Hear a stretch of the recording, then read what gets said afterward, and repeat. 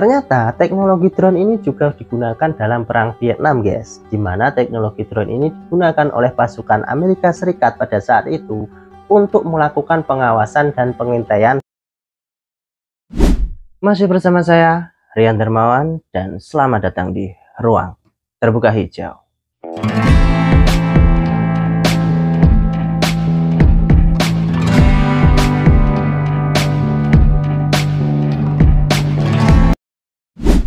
Ya guys, pembahasan kita kali ini bisa dikatakan terkait dengan dunia militer, teknologi, ataupun juga kedirgantaraan. Ya, pembahasan kita kali ini terkait dengan drone.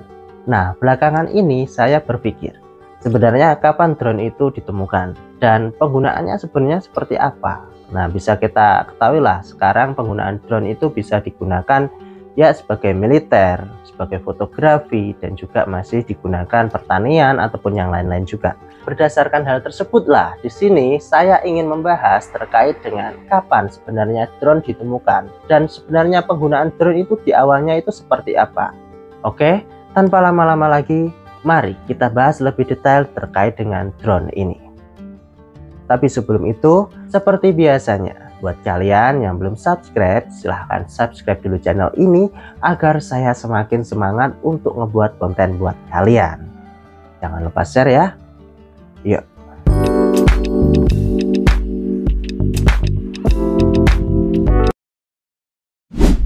Ya, untuk pembahasan di awal ini saya akan menjelaskan lebih dulu terkait dengan definisi dari sebuah drone itu sendiri.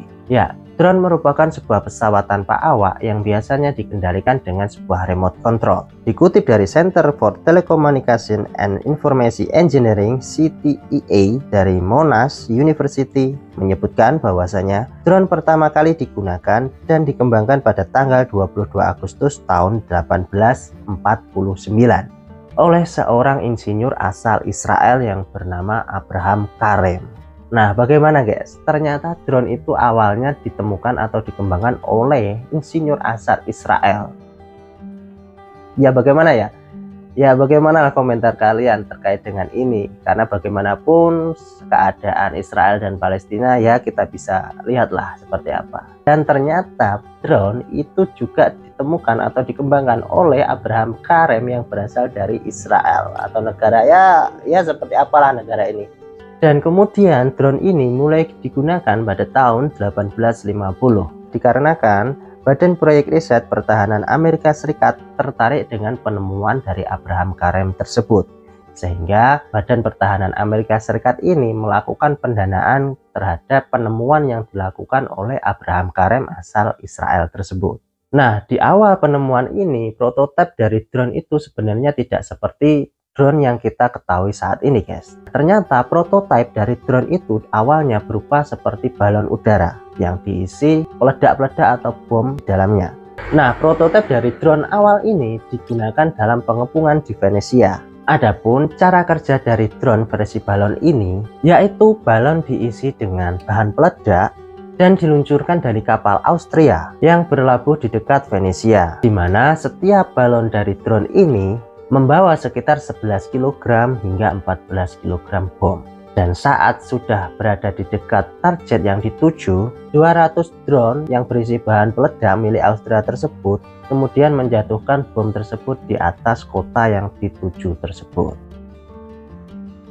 Nah, jadi seperti itu guys. Ternyata awal dari penemuan drone ini dilakukan oleh Abraham Karem asal Israel dan kemudian dilakukan pendanaan oleh Badan Pertahanan Amerika Serikat. Dan kita ketahui ternyata awal dari drone tersebut tidak seperti saat ini, seperti baling-baling atau helikopter saat ini. Ternyata drone di awalnya itu hanya seperti balon yang diisi bahan peledak atau bom.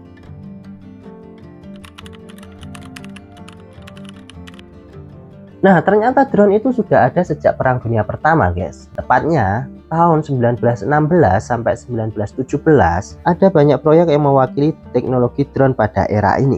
Mulai dari Ruston Proctor Aerial Target, pesawat otomatis Hewitt Super atau bom terbang, ada juga torpedo terbang, hingga catering boom UAV. Nah, mungkin penjelasan terkait dengan teksnya saya akan lampirkan juga di video guys, karena saya takut salah dalam penyebutan bahasa asing ini. Tolong dimaafkan ya guys ya.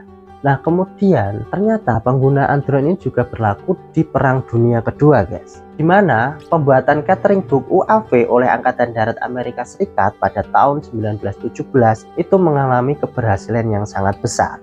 Namun pada saat itu karena masa transisi dari Perang Dunia Pertama hingga Perang Dunia Kedua, sehingga pembuatan drone itu tidak bisa digunakan.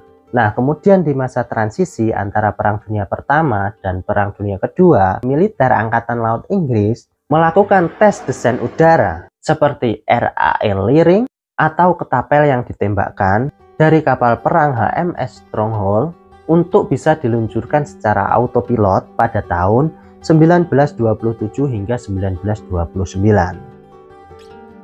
Nah, jadi dari Angkatan Darat Amerika Serikat hingga Angkatan Laut Inggris sudah memiliki persiapan terkait dengan drone-drone yang mereka kembangkan pada masa transisi antara Perang Dunia Pertama dan Perang Dunia Kedua.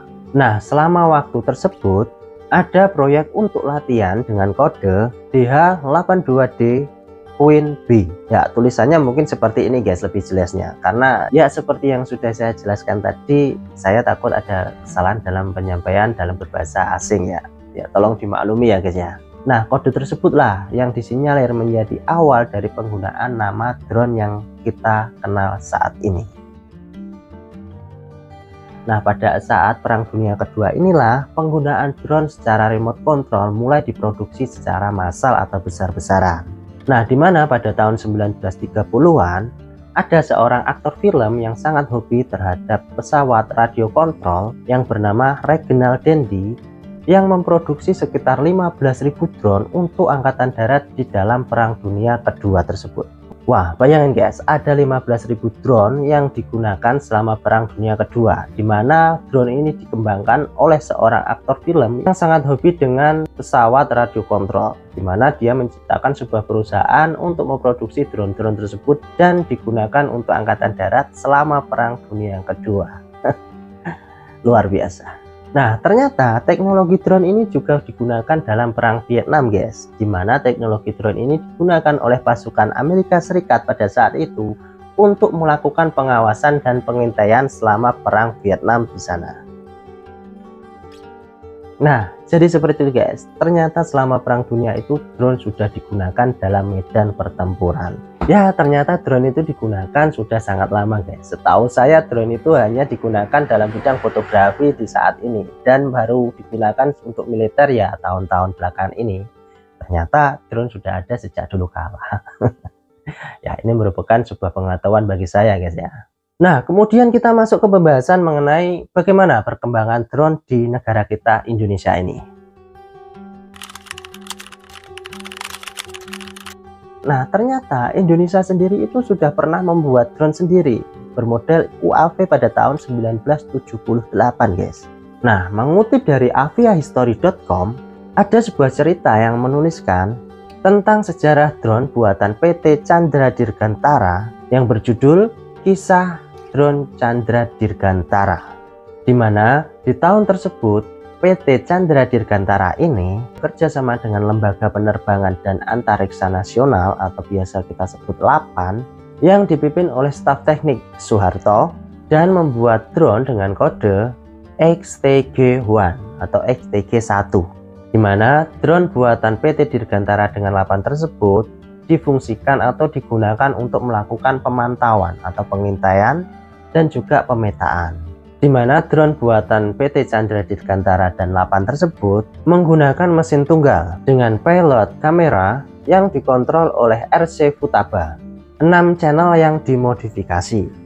Namun saatnya, karena saat itu teknologi tidak sangat memungkinkan seperti saat ini, uji coba drone untuk pemotretan menjadi kabur, tidak fokus dan tidak tepat sasaran seperti yang diinginkan. Dan untuk drone yang digunakan untuk syuting film, fotografi, dan dokumentasi lainnya itu baru masuk ke Indonesia pada tahun sekitar 2000-an.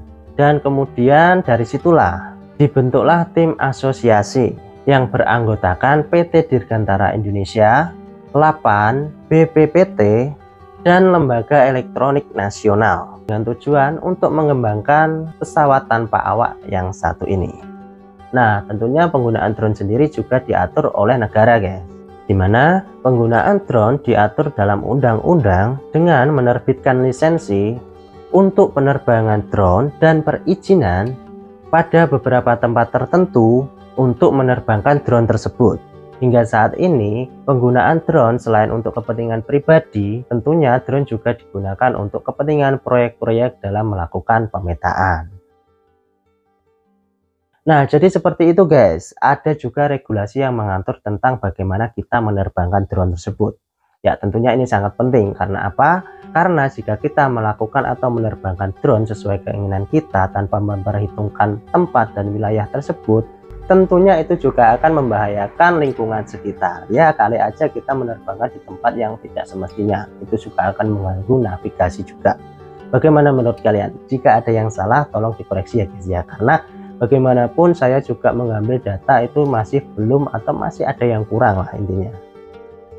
Oke, kemudian kita masuk ke jenis-jenis drone. Ya, yang pertama ada drone pertanian.